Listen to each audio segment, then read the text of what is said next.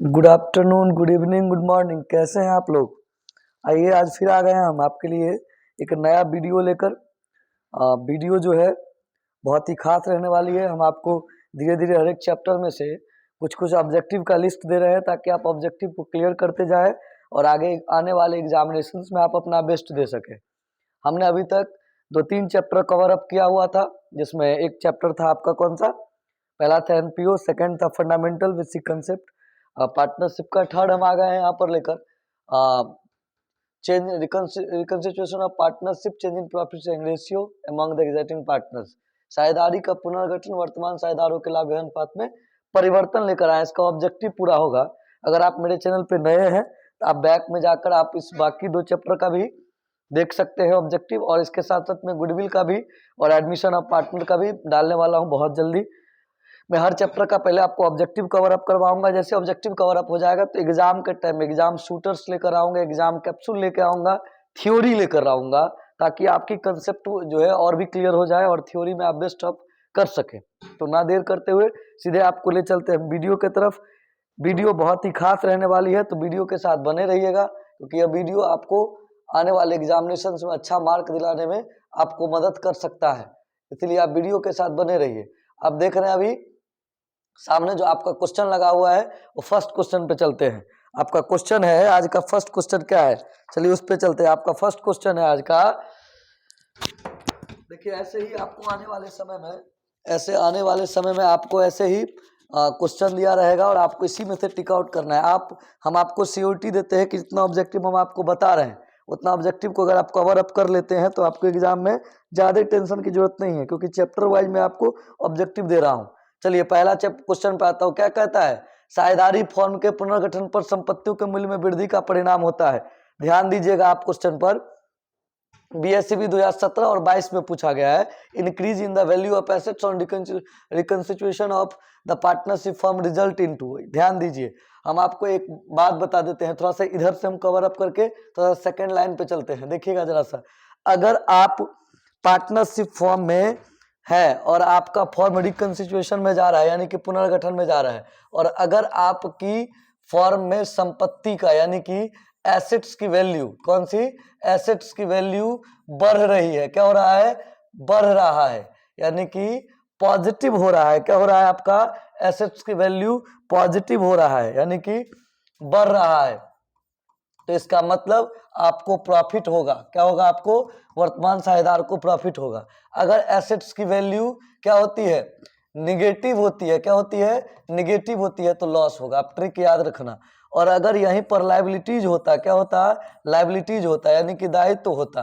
तो दायित्व की स्थिति में अगर दायित्व क्या हो रहा है? पॉजिटिव हो रहा है, बढ़ रहा है, तो इसका मतलब लॉस। और घट रहा है, अगर ये निगेटिव होता है, दायित्व निगेटिव होता है, तो क्या होगा? प्रॉफिट होगा। ये आप ध्यान रखिएगा। If assets plus means profit, if assets minus means loss. ठीक।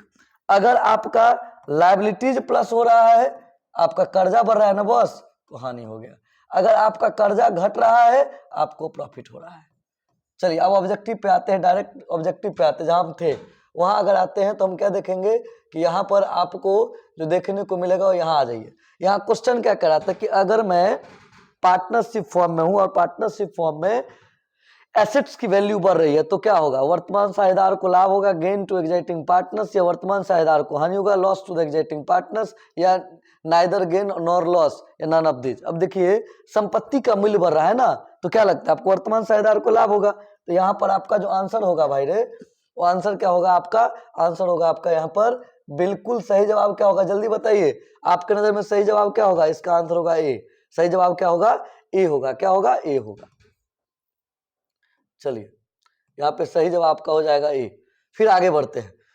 दूसरा है साझेदार अनुबंध में परिवर्तन का परिणाम है change in the partnership agreement result in. अगर फॉर्म के पार्टनरशिप के एग्रीमेंट में चेंज आएगा तो फॉर्म का क्या हो जाएगा? पुनर्गठन हो जाएगा, फॉर्म का समापन हो जाएगा, फॉर्म का एकीकरण हो जाएगा, इनमें से कोई नहीं। रिकंस्टिट्यूशन ऑफ फॉर्म हो जाएगा, डिसोल्यूशन ऑफ फॉर्म हो जाएगा, एमलगमेशन ऑफ फॉर्म हो जाएगा, नन ऑफ दीज होगा। तो भाई जब हमारी अनुबंध में परिवर्तन होता है तो मेरा सही जवाब होगा फॉर्म का पुनर्गठन हो जाएगा। क्या हो जाएगा? फॉर्म का पुनर्गठन हो जाएगा। राइट जवाब हो गया। तीसरा चलते, लाभ प्राप्ति अनुपात, गेनिंग रेशियो क्या होगा? तो देखिए ना, सेक्रीफाइसिंग रेशियो बराबर क्या होता है formula? Old ratio minus new ratio. क्या होता है फॉर्मूला? सेक्रीफाइसिंग रेशियो बराबर होता है old ratio minus new ratio. तो गेनिंग रेशियो का फॉर्मूला क्या हो जाएगा? New ratio minus old ratio. क्या हो जाता है? New minus old. तो हमारा जो सही जवाब होगा नया अनुपात घटे पुराना अनुपात। ठीक है, अब तीसरे पे आ जाते हैं, आगे बढ़ते हैं। तीसरा पे आ जाते हैं, तीसरा हो गया ना मेरा। अब चौथा पे चलते हैं। पुराने साझेदार का त्याग बराबर होता है the sacrifice of old partners is equal to, यानी कि सेक्रीफाइसिंग रेशियो बराबर क्या होता है? अभी बताए थे, पुराना अनुपात घटे नया अनुपात, old ratio minus new ratio बराबर क्या निकल जाएगा? त्याग अनुपात। इसका आंसर हो जाएगा बाबू रे, क्या आंसर हो जाएगा इसका? ए हो जाएगा। याद रखिएगा क्या आंसर हो जाएगा इसका? ए हो जाएगा आंसर। ठीक है, चलिए पांचवा फिर क्या कहता है? पुनर्मूल्यांकन खाते में क्रेडिट पक्ष के डेबिट पक्ष पर अधिक्य को क्या कहेंगे? अब देखिए ना, हमारा रिवैल्यूएशन अकाउंट मान के चलिए ऐसा है। पहले आप रिवैल्यूएशन अकाउंट को याद करिए। हमारा रिवैल्यूएशन अकाउंट जो है सो ऐसे है ना, ऐसे ही बनाते हैं हम रिवैल्यूएशन अकाउंट। ठीक, ऐसे बनाए। ये मेरा कौन सा पक्ष है? लेफ्ट में होता है डीआर और राइट में होता है सीआर। इधर लिखते हैं अमाउंट, इधर पार्टिकुलर्स, यहाँ अमाउंट, यहाँ पार्टिकुलर्स। क्वेश्चन क्या करे? पहले क्वेश्चन को माइंडसेट करिए कि अगर भैया रे क्रेडिट पक्ष बढ़ा है, that means this side is positive और ये साइड कम है, तो क्या होगा? तो याद रखिए यहाँ क्या लिखते हैं? To profit transfer to partners capital account, that means profit होगा। आंसर क्या होगा? प्रॉफिट होगा। क्या होगा आंसर? प्रॉफिट होगा। समझ रहे हैं बात को? चलिए पांचवा पे चलते हैं बिना लेट किए हुए आपको लेकर। पांचवा हो गया, छठा पे चलते हैं। छठा इधर ही है शायद। चलिए छठा पे आ जाइए। छठा क्या कहता है? छठा कहता है तीन साझेदारों का बराबर बराबर लाभ अनुपात है। ठीक है, तीन साझेदारों का बराबर बराबर लाभ अनुपात है। Equal profit ratio of three partners is. अब देखो तो इक्वल इसमें कौन लग रहा है आपको? इसका है, दो में से एक मिलेगा, तीन में से एक मिलेगा, तो ये तो इक्वल है नहीं, ये तो इक्वल से रहा। सेकंड देखिए तो क्या कहता है? सेकंड कहता है 4 9 1 3 2 9, ये भी रहा। थर्ड देखिए 1 3 1 3 1 3, तो इसका मतलब सी हमारा सही जवाब होगा क्योंकि तीनों का बेस इक्वल है, दैट मीन्स इक्वल रेशियो हो गया ये। चलिए एबीसी एक फॉर्म में साझेदार है, यदि डी नए साझेदार के रूप में प्रवेश करता है, AB and C are a partner in a form, if D is admitted as a new partner then mean what? Option A है आपका, पुरानी फॉर्म का विघटन होगा, ओल्ड फॉर्म इज डिसॉल्व्ड।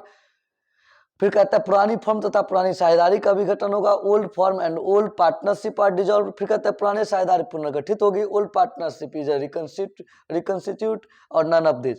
पुरानी साझेदारी पुनर्गठित हो जाए क्योंकि फॉर्म का विघटन ऐसी स्थिति में होगा नहीं, फॉर्म का समापन का अलग नजरिया है, वो अलग चीजें हैं। आठवां आ जाइए, सामान्य संचय खाता हमेशा बताता है general reserve account always show. आप ध्यान रखिएगा, जनरल रिजर्व अकाउंट अगर बनेगा ना तो कहां से बनता है, तो क्यों बनता है? तो अगर भविष्य में हमें कोई तरह का आपदा हो जाए, फॉर्म के अंदर किसी भी तरह का समस्या आ जाए, साइक्लोन आ जाए, सुनामी आ जाए, फॉर्म में हैवी लॉसेस हो जाए, उसके लिए हम क्या करते हैं? प्रॉफिट में से कुछ काट कर रिजर्व कर लेते हैं, जिसी को हम जनरल रिजर्व कहते हैं। पार्ट किसका है? प्रॉफिट का है। किसका है? प्रॉफिट का। तो प्रॉफिट हमेशा क्या शो करता है? क्रेडिट शो करता है। तो इसका आंसर हो जाएगा इट का बी, क्रेडिट से।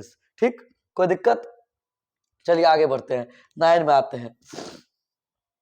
9 क्या है? वर्तमान साझेदार के लाभ अनुपात में परिवर्तन से होता है। Change in profit sharing ratio of existing partners result in. हम अगर करेंट पार्ट अभी जो हमारा पार्टनर है वही पार्टनर के बीच अगर प्रॉफिट शेयरिंग रेशियो चेंज करेंगे तो क्या इंपैक्ट पड़ेगा? तो उसका रिकंस्टिट्यूशन ऑफ द फॉर्म हो जाएगा। इसका आंसर होगा बी, सही होगा।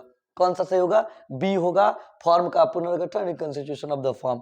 साझेदारी फॉर्म के पुनर्गठन पर अलिखित संपत्ति को लेखा करने से होगा। अब बताओ ना, आपको एक ऐसा एसेट्स था जो आपको पता ही नहीं था कि मेरे फॉर्म में ऐसा एसेट्स है, आपको एसेट्स मिल गया, आपको नहीं पता था कि फॉर्म में एक एसेट्स है, लेकिन आप जब फॉर्म का रिकंस्टिट्यूशन में गए तो देखे कि मेरे पास एक ऐसा एसेट्स था जो मुझे ही नहीं पता था।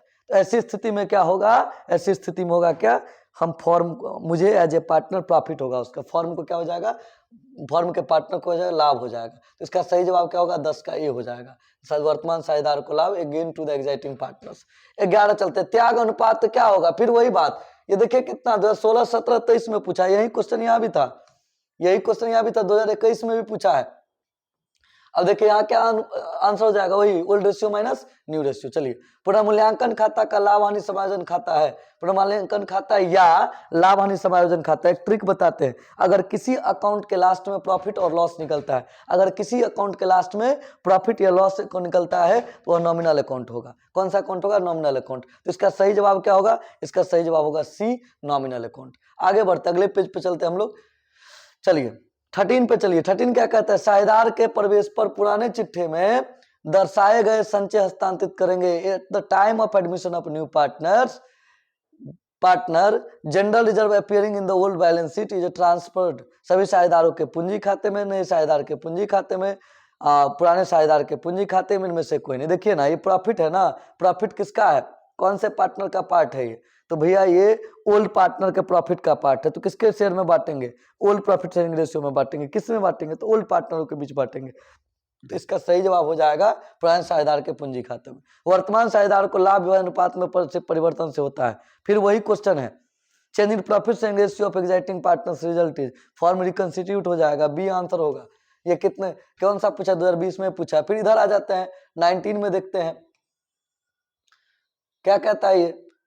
इधर कहता है कि एक्स तथा वाई लाभ व हानि को 3-2 अनुपात में बांटते हैं। 1 जनवरी 2020 को लाभ हानि को समान अनुपात में बांटने का सहमत हुए। तो इसका मतलब क्या होगा? अब देखो ना, इसको थोड़ा सा हम ले चलते हैं क्वेश्चन की दुनिया में। अब इसको क्वेश्चन अगर दुनिया में ले जाए तो ओल्ड रेशियो है 3:2 और न्यू रेशियो है 1:1।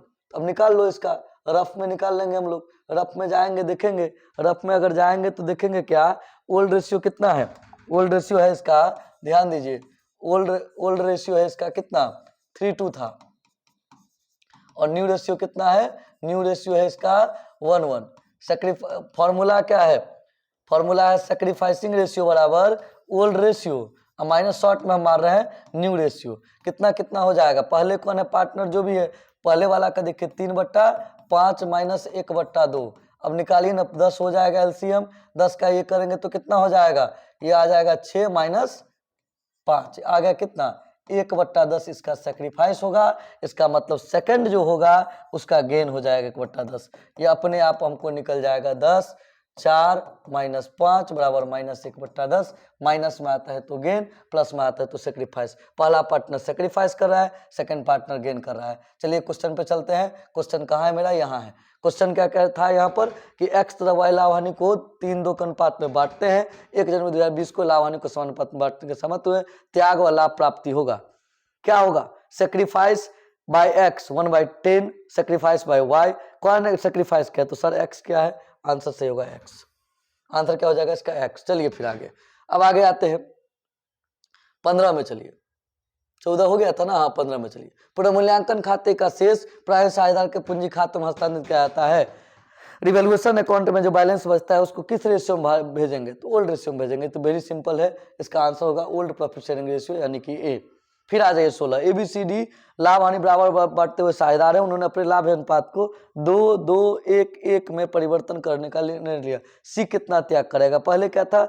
1-1 अनुपात था, यानी कि 1/4 ए का, नहीं हाँ 1/4 ए का, बी का 1/4, सी का 1/4, डी का 1/4। अब क्या कहते हैं? उन्होंने अपने लाभ अनुपात को 2-2-1 में परिवर्तित किया है। तो 2/4 1/5 1/6, 2/6 2/6 1/6 1/6। अब कहता है सी कितना त्याग करता है? देखिए ना, निकाल लेते हैं डायरेक्ट वहां जाकर, फिर यहाँ जाते हैं। अब यहाँ पर देखिए, अब यहाँ पर आप देखिए पार्टनर है ABCD। ओल्ड रेशियो है 1-1-1 यानी कि 1/4 1/4 1/4 1/4। न्यू रेशियो है 2/6 2/6 1/6 और 1/6। यही था शायद 2-2-1-1। अब देखो सी का निकालना है ना, तो सी का निकाल लीजिए। सेक्रीफाइसिंग रेशियो बराबर क्या होता है? Old ratio minus new ratio. तो old ratio minus new ratio का निकाल लीजिए। एलसीएम हो जाएगा कितना? 12 ले लीजिए। तो 4×3 12, फिर 3×6 12 बराबर कितना आ जाएगा? 1/12 आ जाएगा। सेक्रीफाइस कर रहा है। चलिए फिर बैक में चलते हैं। देखिए 1/12 है आंसर क्या? अगर है तो इसका मतलब आप सही है, नहीं है तो गलत है। चलिए यहाँ 1/12 है, बी इसका आंसर सही होगा। 16 का क्या होगा? बी होगा। 17 में चलते हैं। एक्स और वाई 2-3 के अनुपात में लाभ बांटते हैं, भविष्य में उन्होंने समान अनुपात में बांटने का तय किया। कौन साझेदार किस अनुपात में त्याग करेगा? अब यहाँ पर फिर ले लीजिए आप। अब देखिए ना, एक्स का वाई का पहले ले लीजिए, अब सेक्रीफाइसिंग रेशियो निकालना है तो आप यहाँ आ जाइए। यहाँ पर आप देखिए एक्स है और वाई है। अब एक्स और वाई का ले लीजिए आप दोनों का। एक्स आपका कितना कह रहा है, एक्स का है पहले से 2/5, वाई का कितना है 3/5। फॉर्मूला क्या होता है, old ratio minus new ratio. New ratio कितना ले रहा है ये लोग, क्या कहता है, न्यू रेशियो हम करेंगे समान, इक्वल करेंगे, तो 1/2 माइनस 1/2। अब निकाल लीजिए, यहाँ हो जाएगा 10, ये हो जाएगा 4, ये हो जाएगा 5, ये हो जाएगा माइनस 1/10, ये हो जाएगा 10, ये हो जाएगा 6, ये हो जाएगा -5, ये हो जाएगा प्लस 1/10। यानी कि ये सेक्रीफाइस कर रहा है और ये गेन कर रहा है। आंसर पे आ जाइए। आंसर यहाँ पर देखिए क्या कहता है, वाई द्वारा त्याग 1/5, एक्स द्वारा त्याग 1/10 और फिर क्या है, वाई द्वारा त्याग 1/10। आंसर सी इसका सही होगा, क्योंकि वाई क्या कर रहा है, सेक्रीफाइस कर रहा है। बिल्कुल सही जवाब है। अब आगे आते हैं, फिर क्या कहता है, साझेदारी समझौते के परिवर्तन से साझेदारों के मध्य संबंध बदल जाते हैं। अब जैसे हमने अपने एग्रीमेंट में चेंजेस लाया है, तो एग्रीमेंट के चेंजेस से क्या होगा, क्या change in the real relationship of the partner के बीच में रिलेशन चेंज हो जाएगा। या सेकंड ऑप्शन कहता है साझेदारों का व्यवसाय का अंत हो जाएगा, साझेदारी फॉर्म का विघटन हो जाएगा। इनमें से कोई नहीं। तो व्यवसाय का तो खत्म होने का कोई चांस है ही नहीं सर, व्यवसाय तो खत्म होगा नहीं, फॉर्म का भी विघटन नहीं होगा, रिलेशन चेंज होगा। तो 18 का जो आंसर होगा सही, वो क्या होगा, 18 का आंसर सही, सॉरी हाँ 18 का आंसर सही हो जाएगा ए। 18 का आंसर क्या हो जाएगा, ए। 19 में आ जाए, एक्स तथा वाई लाभ हानि को 3-2 के अनुपात में बांटते हैं। 2020 को वे लाभ हानि को समानुपात में बांटने को सहमत हुए, त्याग और लाभ प्राप्ति अनुपात निकाले। आप लोग बताए, अभी इस क्वेश्चन को हम बनाए हैं, तो इसका आंसर क्या निकला था, ये देखे ना, 3-2 अभी भी है, यहाँ भी है, और 3-2 कहाँ गया, नीचे में।